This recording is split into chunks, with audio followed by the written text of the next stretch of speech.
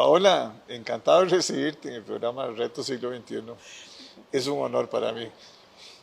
Gracias, don Jorge. La verdad es que yo soy la que Ingeniera es civil ingeniera civil de formación. de formación, estuviste en la Asamblea Legislativa, Sí.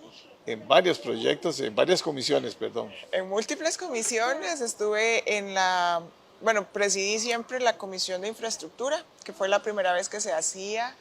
Estuve también en el Terrible, director. terrible. Ahí sí que fue complicado todo. Sí, era una comisión interesante porque era la primera vez que la hacíamos. Habíamos 3 ingenieros civiles y una arquitecta, tratando de ver pues, proyectos alrededor de todo el tema de infraestructura en este país. No solo vial, ¿verdad? Porque nosotros normalmente pensamos en infraestructura en la parte de vialidad, pero bueno, estábamos con la investigación del fideicomiso educativo que se había dado y se gestó terriblemente. También estuve en la Que no se comisión. ejecutó bien. No, se había proyectado 103 escuelas y se entregaron solo 48. Para eso alcanzó, dijeron. 53, 54 eran las que iban a entregar. Bueno, bendito el Dejaron Ministerio de Educación botadas. Pública. Sí. No, y los niños siguen entonces estando en carpas, goteras.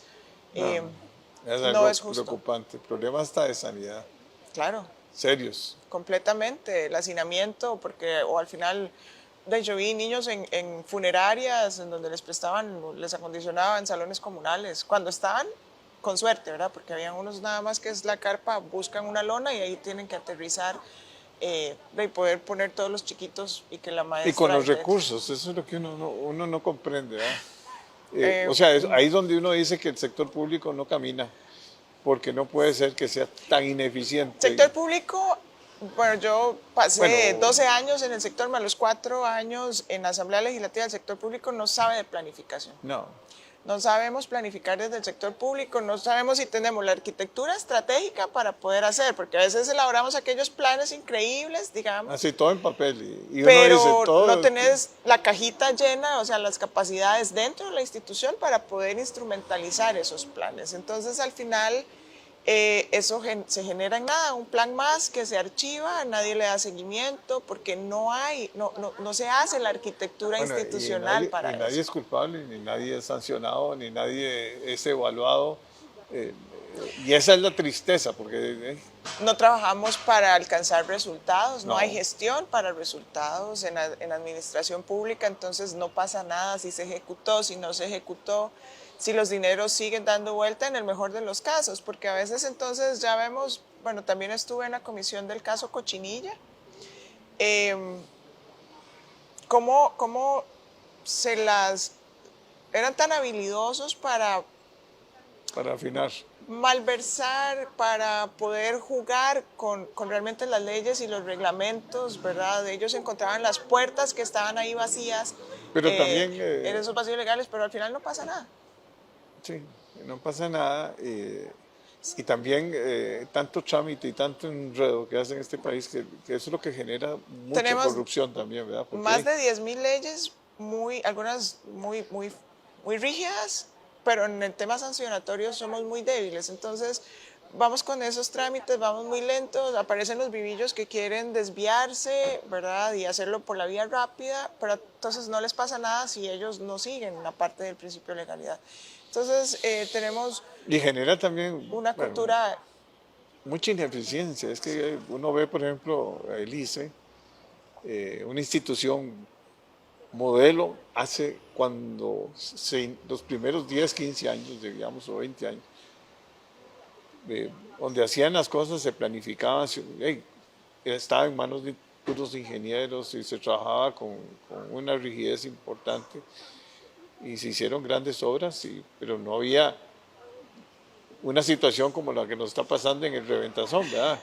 Terrible. Que costó 2 veces más o 3 De lo que veces estaba más de lo que estaba presupuestado. presupuestado.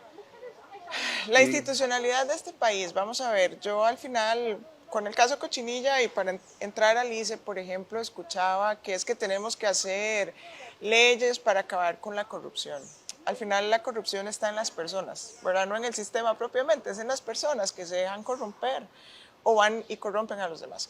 Entonces, aquellos ingenieros, aquellos visionarios que crean un ICE, el mismo MOP, ¿verdad? En donde empiezan a desarrollar, el ICE y el MOP desarrollaron este país. Pero pues en el camino la gente se va perdiendo, no sé, es un tema de ética y de cultura a nivel nacional, ¿verdad? ¿Y la no movilidad? Sí, además, entonces me siento muy confortable porque nadie me va a evaluar, pero tampoco me van a remover. Sumado a la falta de planificación real, tenemos obras como, pues hoy Reventazón, 200% del sobrecosto en relación al presupuesto estimado, los temas de costeo A, B, C, o sea, saber que línea por línea cuánto me está costando al país y no salirme de eso, era muy fácil, me imagino, para obras para el ICE, nada más decir, no me alcanzó, denme más dinero, pero también, bueno, ¿dónde quedaron los estudios técnicos para Reventazón? Que hoy estamos viendo que está sometida a estudios adicionales por un tema geológico, ¿verdad? De fallamiento que podría estar incidiendo en la operación. ¿Y cuánto nos costó eso a todos los costarricenses en nuestra tarifa eléctrica? ¿Verdad? Porque es un tema de costos que asumimos todos. Entonces, sí ocupamos un Estado más eficiente. Pero son varios proyectos del ICE que dan... Hay muchos con sobrecosto. Reventazón, digamos, es el máximo con 200, pero así ha habido muchos. Las eólicas. Las eólicas. En donde queríamos meter, o sea, escuchábamos donde el tema de la expropiación la querían pasar por imprevisibilidades, ¿verdad? O sea, entonces es cero planificación. Al final lo bajas a cero planificación. Cuando uno ha trabajado en proyectos y trata de formular el acta constitutiva básica de un proyecto, entonces tiene los objetivos, pero tiene que empezar a analizar cuáles podrían ser las limitantes, no solo económicas, hasta legales, para tener una visión hacia dónde vamos a llegar.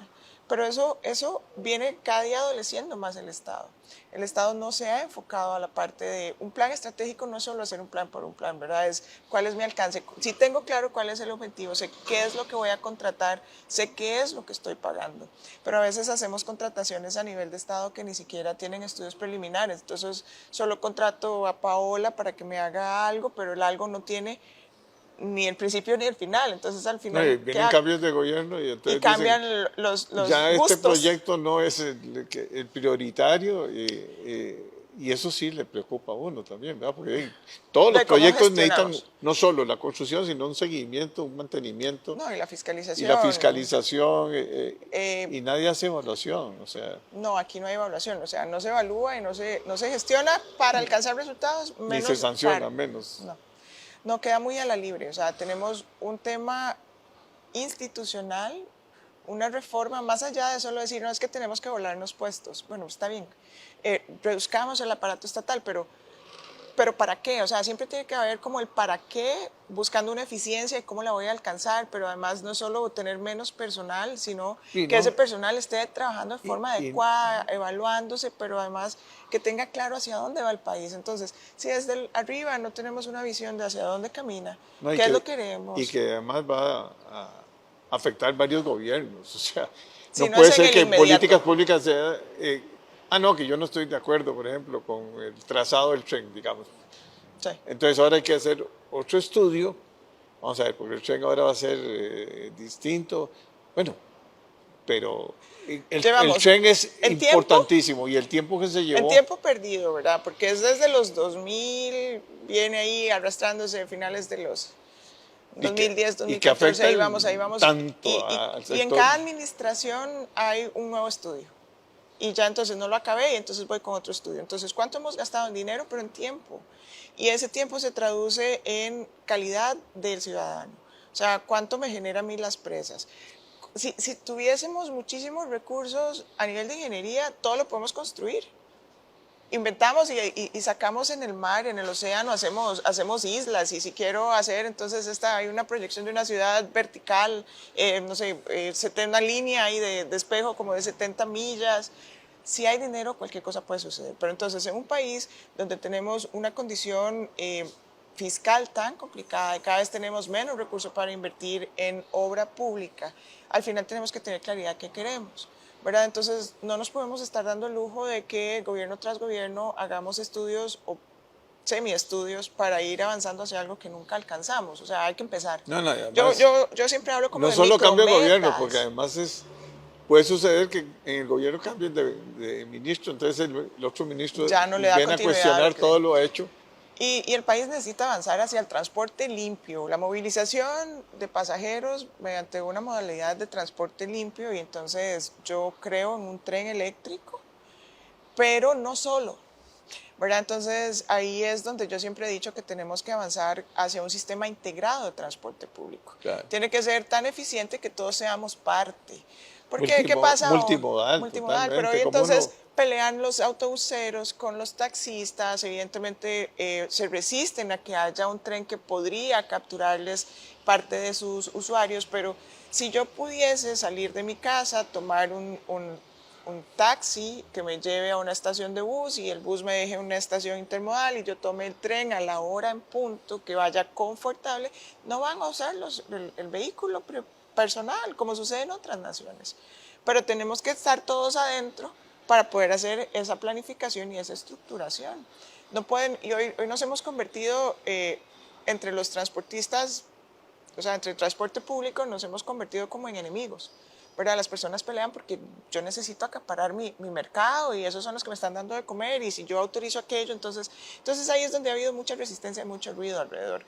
Si era el tren que veníamos manejando, yo tuve a cargo el empréstito en la Comisión de Infraestructura, si era o no era el más eficiente, sí había que revisarlo, ¿verdad? Yo no sabía si 78 vagones eran o no eran el mínimo óptimo necesario, pero de que era necesario avanzar con transporte, porque si vamos cayendo en el tema ambiental, el transporte es el que me genera el 68% de las emisiones, ¿verdad? Solo el transporte. No, y las horas, hombre, que perdemos, o sea...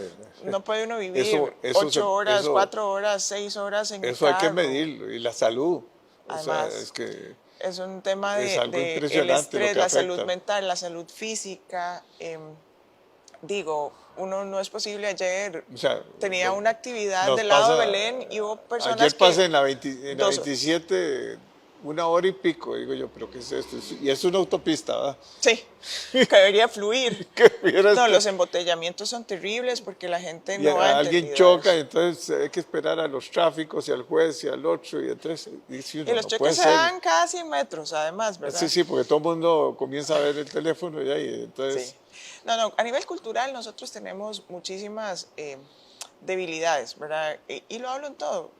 Vemos cómo nosotros mismos preferimos, si somos 5 en la casa, posiblemente los 5 salimos en un carro diferente, ¿verdad? O si somos vecinos. O sea, el tema es que no hemos interiorizado que desde mi metro cuadrado yo puedo empezar a hacer acciones y generar acciones que de verdad ayudemos a combatir el cambio climático, que de verdad ayudemos a que su vida sea más fácil porque no la estoy complicando con mis acciones, que disminuyamos la cantidad de vehículos que hay en la calle, que disminuyamos la contaminación, que mejoremos la salud, o sea, no solo No, pero hay algo raro. del humo que respiro, Por sino ejemplo, que al ahora final... los camiones se incendian y todavía dicen que hay que darle más plazo, ¿verdad? yo no consigo eso. Eso dice uno, algo... O sea, no es, escuché a alguien que decía que no es un tema de vida útil, sino de mantenimiento, y que ahí es donde tiene que estar el CTP y que no sé qué. No. Es que son instituciones del Estado que han sido ineficientes. El bus que se incendió hace unos días, al final tenía... No sé, todos los años y posiblemente cero mantenimiento. Iba a retail, y eso no garantiza. Por algo el equipo pesado y los de autobuses y todo lo que es la maquinaria amarilla tiene una vida útil. Porque entonces el mantenimiento se vuelve un gasto, ya no es una inversión para sostenerlo en el tiempo.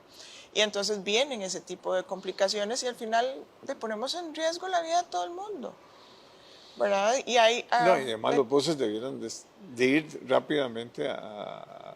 Ya hay en Estados Unidos y en muchos lados, en Europa ya hay buses a base de gas o a base de electricidad. Ya, tienen costos altos en costos este país. altos, pero bueno, pero hay que lo que pensar... deberíamos de estar trabajando es más bien en esas políticas o en esas iniciativas de hacer que no sean tan caros para poderlos tener acá. Pero bueno, el tema del transporte eléctrico también va más allá de solo el bus, ¿verdad? ¿Cómo estamos a nivel del sistema eléctrico nacional? O sea, las redes, ¿tenemos o no tenemos la capacidad para la demanda que se generaría a partir de los autobuseros o las personas con buses tienen o no tienen la capacidad de no solo tener la unidad, cómo le doy mantenimiento a la batería, ese tipo de cosas, pero no lo estamos discutiendo. Ese es mi punto. El ICE creo que tiene unas unidades, pero las tiene ahí abandonadas además, o no les ha sabido dar como el mantenimiento, o no están operando, no sé, pero... No, la flotilla eléctrica de carros, perdón, yo sí creo que está aumentando. Nosotros avanzamos con la ley de ampliar los incentivos, la ley de transporte verde fue uno de los pero eso va a significar logros. más demanda eléctrica. Sí, pero Aunque a nivel de vehículos no es mucho. mucho. Había un estudio que determinaba un mínimo, ¿verdad? Casi como de 100.000 vehículos para que de verdad hubiésemos podido tener algo. Hoy apenas estamos llegando a 3.000, tal vez porque ya empieza con este nuevo periodo fiscal a funcionar los incentivos efectivamente y esperemos que esta disminución y estas exoneraciones, exenciones lleguen al usuario final, ¿verdad? Porque uno de los impuestos... los carros eléctricos son caros. Sí, pero bueno, ya abrimos un poco el espacio gracias a Dios, para que ya China comenzó a producir. Los vehículos eléctricos chinos, hay algunos, depende también de la autonomía, ¿verdad? Entonces estamos hablando de vehículos desde $30.000 hasta, no sé, 80.000, 100.000 y resto de $1.000. Entonces, pero con la ley de transporte verde era eso, o sea, promover, incentivar que las personas que van a ir a cambiar de vehículo puedan pensar en que no voy a comprar uno de combustión, sino que voy a ir hacia uno eléctrico. Porque ahí también se tergiversó mucho y uno leía en medios y en redes, la gente decía, no, pero yo no voy a poder, eso no le va a ayudar a los pobres. Bueno, es que realmente la ley no estaba desgraciadamente diseñada para que el que hoy no tiene vehículo pueda adquirir uno, sino que me parece era más de que el que ya tiene ese gasto, piensen si sigo gastando en uno de combustión o si mejor avanzo hacia uno que sea de cero emisiones, que me va a disminuir, pero siempre va a tener un costo mayor, ¿verdad? O sea, no es de sí, que... porque la tecnología está creciendo y mejorando continuamente, pero no ha llegado tampoco bueno, ya tenemos autonomías grandes, ¿verdad? 400, 600 kilómetros, ya eso es importante en este país. No, y las baterías todavía, el litio y otros serios productos que ahora resulta que como creció tanto la demanda y los que controlan los yacimientos son China, unos y otros países. No hay nada perfecto, ¿verdad? No Cuando nada. avanzamos hacia una disminución de huella de carbono en algunas actividades, posiblemente se aumenta la generación de aporte de carbono en la actividad de producción de ese elemento. Pero lo que tenemos que buscar es el balance en este momento a nivel de naciones y a nivel individual de buscar cómo hago ese balance de que no estemos contaminando tanto, de que los recursos naturales los podamos preservar por más tiempo y que ayudemos ciertamente a una disminución del calentamiento global. Cuando imaginamos cómo se está deshielando los polos, eso implica aumento en los mares, entonces ya se va metiendo el mar a la costa, todo el problema de desastres que hemos visto, ¿verdad?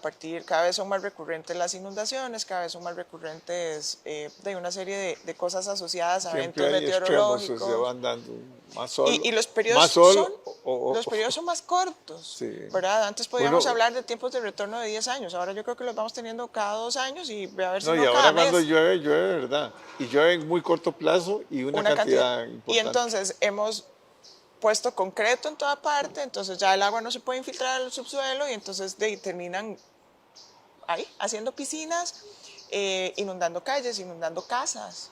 O sea, vimos hace nada cómo las personas en Jacobo, en Desamparados, tenían que subirse a su techo, porque si no se ahogaban. Bueno, y también me imagino que la parte de ingeniería de todos los desagües y todos los problemas de contaminación el problema, de ríos. Este país no sabemos gestionar. No sabemos gestionar. Es que no hay educación. No. Pero además hemos sido muy, muy débiles en la parte de planificación urbana, hemos sido muy débiles en la gobernanza y la institucionalidad. La pobreza es terrible, ¿verdad? Porque parece un círculo vicioso. En las poblaciones de mayor pobreza son los que más están expuestos a los riesgos y al final cuando se materializa un evento quedan todavía más pobres porque no tienen cómo protegerse y desarrollar. No hemos tenido la visión de avanzar con ciudades resilientes, ciudades sostenibles. ¿verdad? Y eso es definir cuáles son las zonas de alto riesgo, pero también la construcción debería de ser sostenible y adaptarse a ese tipo de cosas que ya tenemos identificadas. Entonces volvemos a lo mismo, aquí no planificamos. Y la pobreza hace que la gente llegue y se asiente en lugares que no debería. Con riesgos altísimos de Claro, deslizamientos y de ríos, deslizamiento en las márgenes de los márgenes ríos, de en la los ríos. primer crecida del río se llevó una casa, o usan, la pobreza es tal que al final ni siquiera hay una dirección técnica y entonces sobre cualquier cosa montan una casa, un relleno, y el relleno en la primer lluvia se deslizó. Entonces, pero al final de la institucionalidad que debería estar vigilando eso. Ni tampoco le proveemos a las personas sin techo un techo digno. Ellas pues empiezan a construir donde sea y tampoco ha llegado la institucionalidad. Cuando han habido declaratorias de emergencia y zonas de riesgo, entonces dice, bueno, aquí ya no se puede habitar. Pero vemos como las municipalidades o los gobiernos locales no van y botan los ranchitos, entonces se sigue heredando el problema y la gente sigue habitando lo que no debería estar habitando. Le dieron casa en alguna parte y al final alguien más llegó y asumió eso y entonces el problema sigue y se Sí, hereda y hay que volverlos a pero la reubicar. planificación urbana ha sido No hay ausente planificación urbana. totalmente. O sea, de verdad estamos muy mal, muy débiles en la parte institucional. Evidentemente rescataré personas que están muy comprometidas, pero en un sinnúmero es complicado avanzar, ¿verdad? Y eso es un tema de un chip, es un tema de ir cambiando en las generaciones. Yo añoro de verdad poder ver profesionales como los de antes, volviendo al tema del ICE, esa visión, eso que no es solo para mí, sino pensando en los demás, ¿verdad? De cómo construimos de forma eficiente, que atendamos las Pero ahora necesidades tenemos, básicas. en un país con la cantidad de agua que tenemos nosotros, hay serios problemas de planificación también. Acueductos alcantarillados no ejecutan sus presupuestos, No ejecutan presupuestos, no no han hecho un gestionan. proyecto tan importante como es Ahora sí, Orosi. sí. Ahí Y eso sigue llevan, no sé, décadas ya. décadas, recursos hay, ingenieros y gente. Hay cosas básicas. El otro día hay estos desarrolladores, tienen un proyecto como de 200, una lotificación, 200 lotes, un desarrollo de 200 lotes. Parecía que habían tramitado la disponibilidad de agua a través de la SADA, pero después no sé qué pasó y entonces es acueductos, todo bien. Que no hay agua. Bueno, entonces el desarrollador ejecuta un pozo. Llevan 2 años y ahí ya no ha podido inscribir el pozo a nombre del Estado. ¿Cómo? ¿Cómo se explica uno eso? O Los sea, desarrolladores, uno habla con la hicieron el Cámara de pozo. Construcción, hicieron el pozo, ya está listo, solo para que la IA lo pase a nombre del Estado. Y el trámite no avanza. Y eso es Dos una años escritura, y nada no más. avanza. Ese es el tema. Y así uno habla con la Y Cámara las de asadas Construcción. están huérfanas entonces. Sí, hay mucha desvinculación. Al final, entonces, pues uno empieza a escuchar a los altos jerarcas de las instituciones y le echan la culpa a la falta de recursos, pero también es un tema de disposición y hacer las cosas. Me parece que es un tema de disposición y es un tema cultural. O sea, yo vuelvo a caer que no es tanto el sistema, sino las personas que hoy integramos los sistemas. Pero ¿cómo cambiamos eso? Y la mayoría entran en el área de confort, que entonces Porque no me van a quitar y entonces no pasa no, nada la si no pasa nada. inamovilidad, y no, nunca me van a suspender y yo me quedo aquí. Y el salario aumenta conforme la antigüedad y no los resultados, ¿verdad? Sí, y no planificamos para alcanzar esos resultados. Pero bueno, hay que romper ese ciclo, ¿verdad? Tenemos que tener de verdad las formas de que eso no siga sucediendo. El Estado debería estar atendiendo las necesidades básicas de las personas y de forma Y el desarrollo. eficiente. Y porque si no tenemos servicios básicos no podemos generar competitividad y entonces no vamos a ser atractivos para las inversiones, ¿verdad?